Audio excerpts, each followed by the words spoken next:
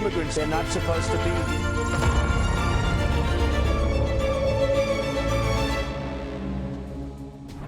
La presidenta de México anunció que continuará el diálogo entre el equipo de legisladores mexicanos y el Senado estadounidense para frenar el impuesto del 3.5% a las remesas.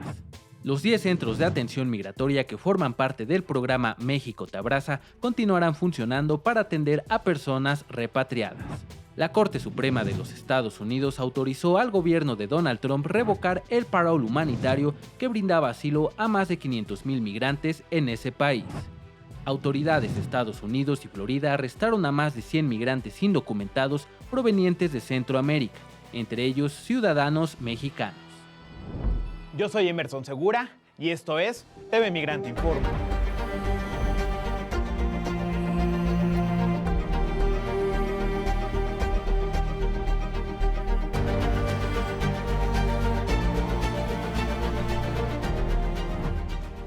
El caso de una infante mexicana residente de Bakersfield, California, acaparó la atención mediática de esta semana, pues la administración de Donald Trump ordenó su deportación, pese a que podría poner en riesgo su vida por interrumpir la atención médica que se encuentra recibiendo debido a una afección en su intestino delgado, conocida como síndrome del intestino corto, un padecimiento que impide que su cuerpo absorba los nutrientes de sus alimentos.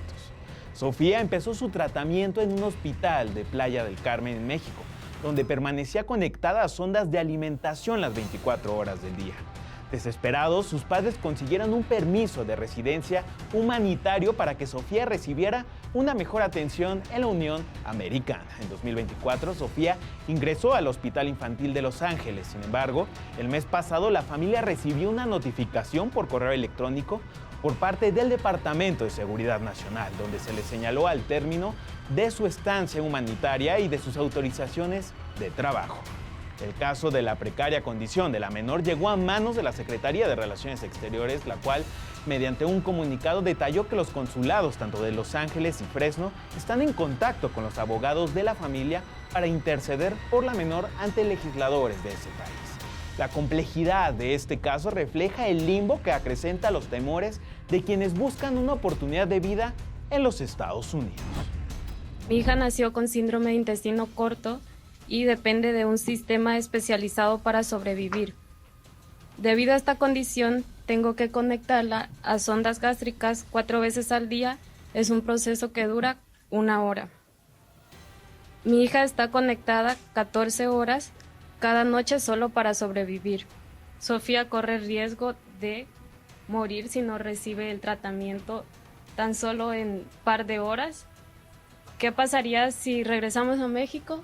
Sofía volvería a estar hospitalizada día y noche debido a que allá no hay los recursos para que ella pueda hacer su vida normal como en casa.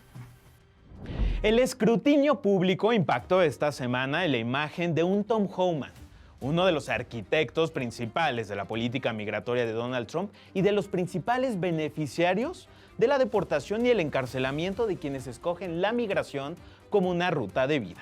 Vamos a ver la siguiente nota que da cuenta justamente de las puertas giratorias y del multimillonario negocio de las cárceles para migrantes.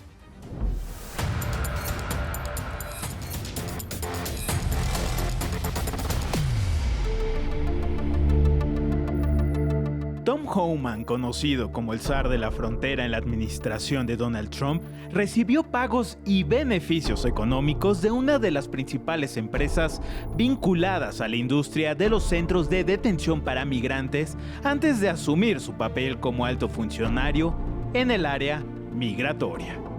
De acuerdo con un expediente de ética federal obtenido por el diario The Washington Post que evalúa al equipo de trabajo del magnate republicano, Homan recibió al menos $5,000 durante los 2 años anteriores a su nombramiento en el gobierno en enero de este año por parte de la empresa GEO Group. GEO Group es una de las 2 empresas privadas de prisiones más grandes en los Estados Unidos, y esta vio aumentar sus acciones de manera considerable en el trumpismo de ayer y de hoy. En la escena gubernamental, desde la primera administración de Trump en 2017, Homan se convirtió en director del Servicio de Inmigración y Control de Aduanas de los Estados Unidos. En este primer periodo, ICE abrió 40 nuevos centros de detención y los ingresos de GEO Group aumentaron de $2.170 millones en 2016 a $2.350 millones en 2020.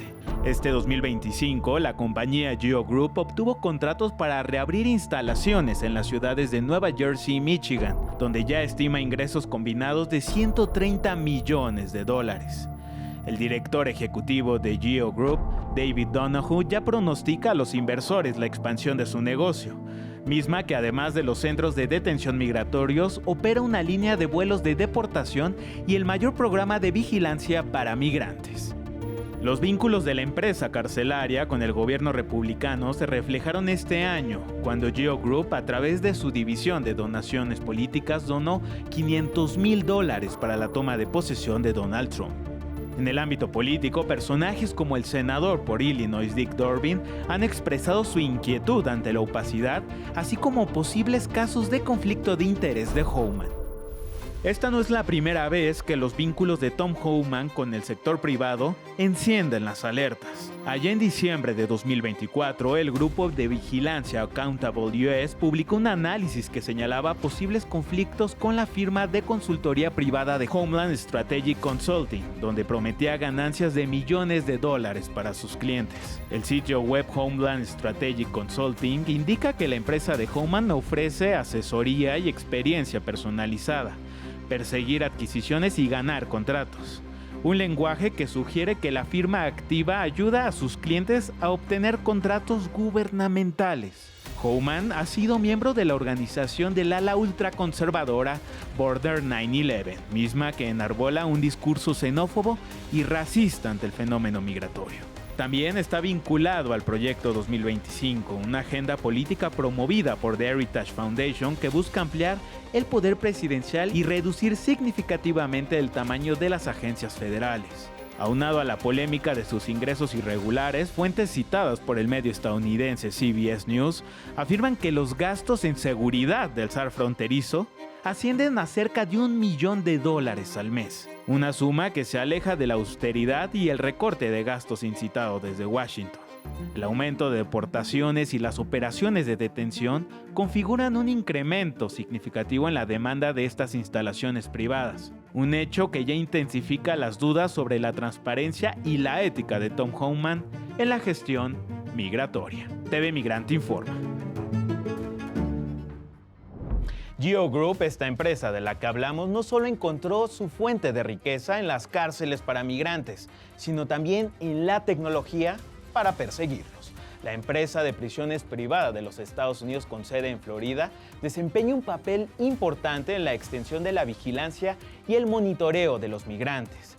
Los candidatos a deportación que llegan a caer en este programa viven en una aparente libertad, pero bajo el uso de la tecnología.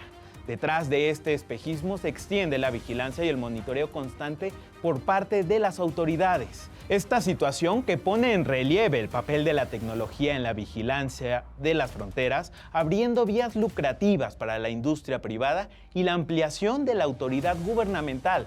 Esto pese a que la empresa niega desempeñar un papel en la aplicación de políticas para recrudecer las leyes de inmigración.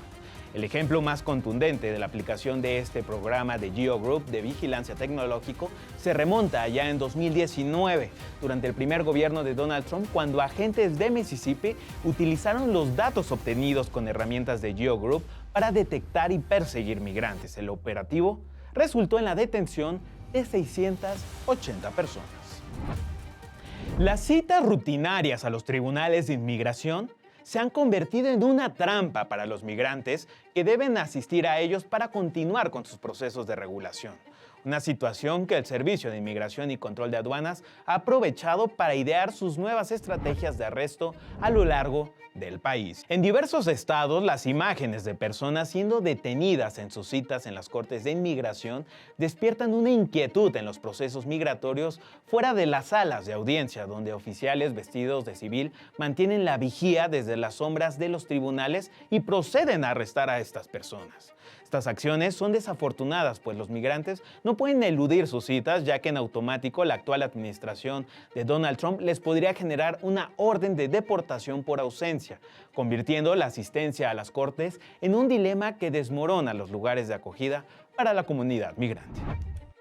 Dentro del paquete presupuestario y fiscal impulsado por Donald Trump, que está siendo discutido por el Senado, se encuentra también un amplio paquete económico migratorio que tiene un objetivo claro: fortalecer el aparato de detenciones y de persecución en contra de los migrantes. Vamos a hacer un recorrido por cuáles son los objetivos prioritarios en la agenda migratoria del presidente Donald Trump en este paquete, comenzando por una cifra destinada para los centros de detención, misma que asciende a un monto de $45,000 millones para reforzar la capacidad y el acondicionamiento de los centros de detención migratorios. Continuamos con un monto de más de $15,000 millones para continuar con el transporte y la deportación de migrantes, que cabe señalar, incluye a menores no acompañados.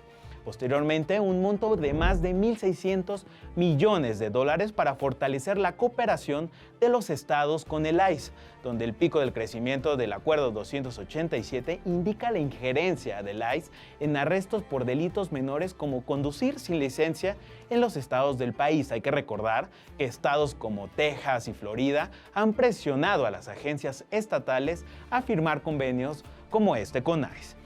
Por último, está el monto por $46,500 millones para levantar barreras fronterizas que impidan el cruce de migrantes irregulares, donde además se debate agregar $5,000 millones para ampliar las capacidades de operación de la patrulla fronteriza por vías terrestres y marítimas. Por otro lado, hay que señalar que el sudor de las y los mexicanos refleja, contrario a lo que quieren decir, la poderosa maquinaria laboral que sostiene la economía de los Estados Unidos. Hoy, su incansable esfuerzo por superar las barreras del odio republicano refleja más que nunca su papel como agentes del progreso en la Unión Americana. Vamos a ver la siguiente nota de mi compañero Oscar Reyes. Para las familias mexicanas, las remesas constituyen una fuente importante de sus ingresos, producto del trabajo de sus familiares fuera del país. Solo en el primer trimestre de 2025 se han recibido más de $14,000 millones en remesas, el mayor monto en 7 años. De aprobarse la iniciativa fiscal en Estados Unidos y de aplicar un impuesto de 3.5% a las remesas, habría grandes afectaciones para las y los mexicanos migrantes y sus familias, pero también a la economía estadounidense. Estados Unidos debe tener en cuenta que si está fomentando este tipo de impuestos, también va a fomentar la, vamos a decir, informalidad en la que se van a mover estos recursos.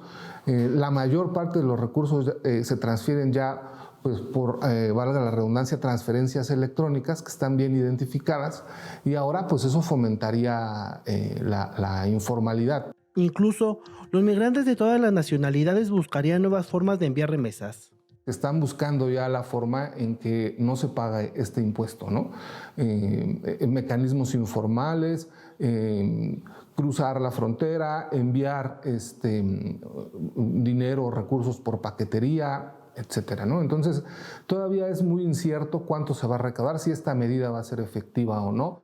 También se debe tener en cuenta el costo político para los votantes de origen migrante. Solo en los últimos años, el voto de los latinos ha crecido y sería un tema a discutir para la legalización de migrantes que aportan a los ingresos de la hacienda estadounidense.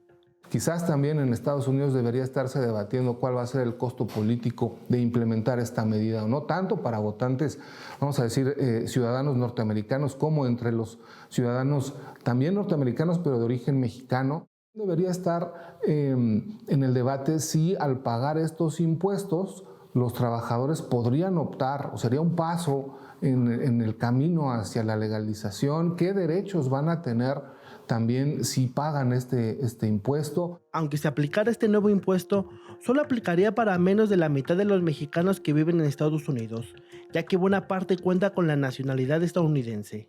La propia ley o la propia propuesta señala que los ciudadanos estadounidenses no van a pagar ese impuesto, ¿no? Si un ciudadano estadounidense manda una remesa, no pagaría el impuesto.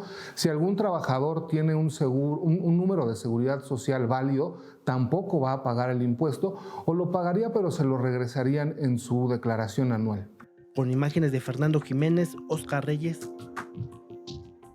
Y para seguir hablando de estos temas, me da muchísimo gusto enlazarme con el doctor José Ibarra, académico del Colegio de la Frontera Norte. Doctor, bienvenido a TV Migrante Informa. Me gustaría preguntarle qué valoración hace justamente de estas políticas trumpistas que no respetan pues ni los derechos humanos ni el debido proceso. Bueno, lo que estamos viendo en este segundo mandato del presidente Donald Trump es un recrudecimiento de su política anti-inmigrante. Particularmente estamos viendo algunas decisiones que ha tomado que reflejan pues, políticas que no se veían desde los años 1800 con el nativismo. Es decir, no solo una discriminación por el hecho de ser inmigrante o haber cometido un delito, sino que se están viendo ya algunas situaciones directamente de perfilamiento racial, de xenofobia, es decir, estamos viendo redadas migratorias donde personas que incluso ciudadanas estadounidenses están siendo detenidas por su aspecto físico. Entonces estamos viendo un retroceso lamentable en cuanto a un país que se consideraba pues abierto a la inmigración y que históricamente ha estado conformado por inmigrantes de diversas partes del mundo. Bueno, lo que estamos viendo es un proceso de litigio ante algunos jueces locales que han recibido las demandas de estas ciudades defendiendo su derecho a recibir, por ejemplo, las participaciones federales y que no pueden obligar. Doctor, ¿y qué decir del actual Poder Judicial en los Estados Unidos y de la confrontación que ya tiene, por ejemplo, con la actual administración republicana? Lo que han dicho los expertos en materia judicial es que esta ley de enemigos extranjeros, que solamente se ha utilizado, me parece, en 2 o 3 ocasiones a lo largo de la historia, no encaja en la realidad que está sucediendo en este momento. Es decir, se está señalando al Tren de Aragua como un enemigo. Realmente no hay una invasión, no hay un conflicto armado internacional con los Estados Unidos, y si hablamos en términos reales de la palabra invasión, pues es una mentira. ¿En qué sentido es una mentira? Todos estos flujos que ahora quieren ser deportados, que entraron con parol humanitario a través de la plataforma CBP One, se entregaron en la frontera y después tuvieron un proceso regular, es decir, el propio gobierno de los Estados Unidos, a través de las autoridades de CBP, de Customs and Border Protection, les hizo una entrevista y después vieron quiénes eran sujetos a un parol humanitario, es decir, que caían en ciertas características que les impedía regresarlos a su país de origen, y había otras personas que se entregaron a la frontera que simplemente no eran sujetos a parol humanitario y eran regresados, ¿sí? Entonces, cuando habla él de una invasión, pues es una narrativa mentirosa en el sentido de decir, fue el propio gobierno de los Estados Unidos, a través de una aplicación completamente legal, que estos cientos de miles de ciudadanos de distintos países, incluido México, accedieron a los Estados Unidos para después llegar a su juicio de asilo, ¿no? O promover un asilo. En ese sentido, es muy importante resaltar que Estados Unidos está obligado por sus compromisos internacionales, a cumplir con lo que es el refugio, ¿sí?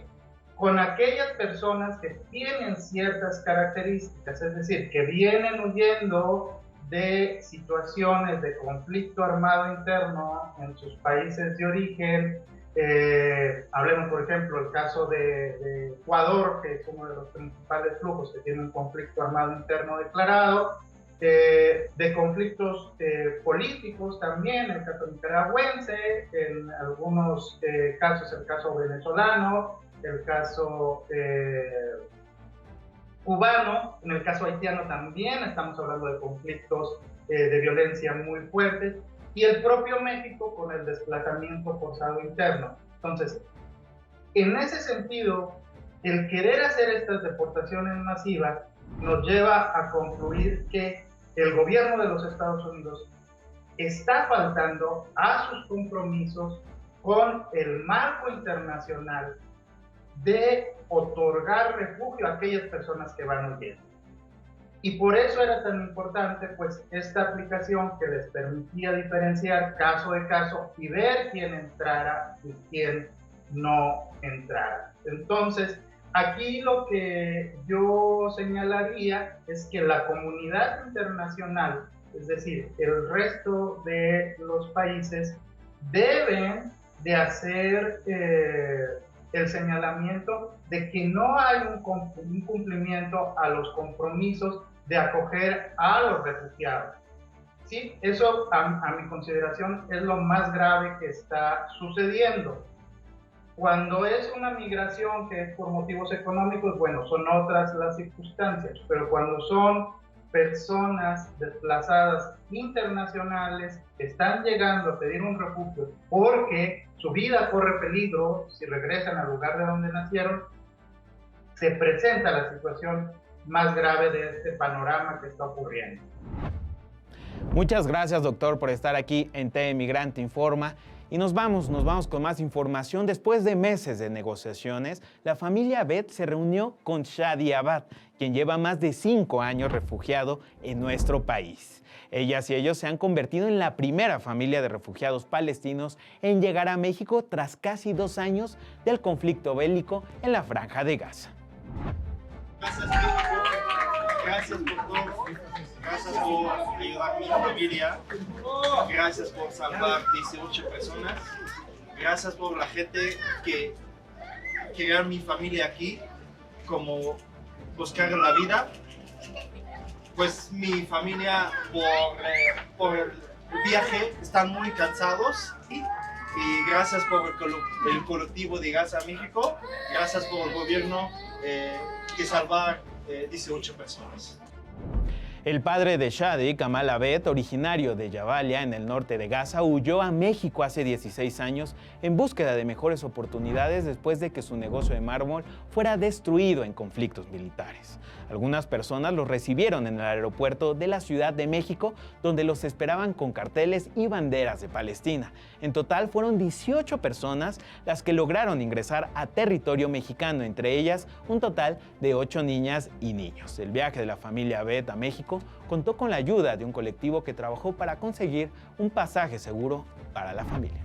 Pues 1 año 4 meses, yo tomé el caso en enero del año pasado, pero al principio no sabíamos ni qué hacer, nos decían que no se podía llevar a cabo esto, hasta que tuvimos el apoyo de la Clínica Jurídica de Refugiados de La Ibero. Ya nos fueron guiando y saber exactamente qué camino llevar.